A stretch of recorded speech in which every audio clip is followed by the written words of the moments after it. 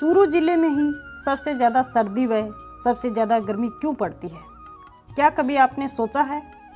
ना कोई नदी, ना पहाड़, ना ही यहाँ बर्फबारी होती है, फिर भी यहाँ हड्डी कपा देने वाली ठंड पड़ती है और यह देश का सबसे ठंडा इलाका है।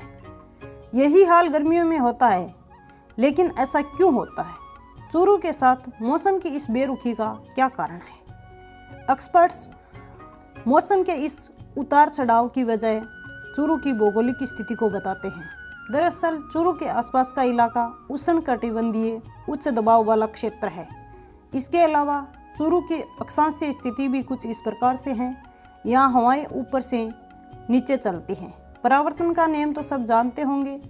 इसके अनुसार सूरज की किरणें जब धरती पर पड़ती हैं तो धरती से टकराकर फिर से वायुमंडल में चली जाती हैं। अब इन किरणों को रोकती है हवा। अगर हवा में नमी होगी तो सूरज की किरणें बीच में रुक जाती हैं, जिससे सूरज की गर्मी हवा में कैद हो जाती है। लेकिन चूरू की हवा में तो नमी ही नहीं है, जिससे हवा में ये किरणें कैद नहीं हो पाती हैं और बिना रुके ही सीधे वायुमंडल में चली जाती हैं। यही वजह है कि यहाँ की हवा धूप आने के बावजूद भी ठंडी की ठंडी रह जाती है। दूसरा कारण है लोकेशन। चूरू जिला थार के मरुस्थल का प्रवेश द्वार कहलाता है।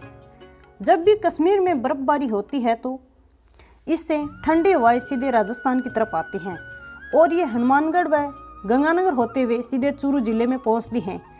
लेकिन हनुमानगढ़ और गंगानगर जिले में तो नहर होने की वजह से वहाँ की हवाएं में नमी होती है, जिसके कारण वहाँ की हवा गर्म हो जाती है और तापमान सामान्य बना रहता है। लेकिन चूरू की हवा में तो पहले से ही ठंड है और अधिक ठंड बढ़ जाती है।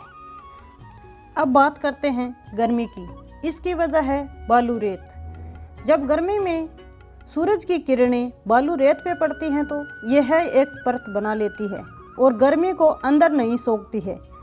मिट्टी के कण बेहद ही सूक्ष्म हैं, हीट कैपेसिटी बहुत कम है।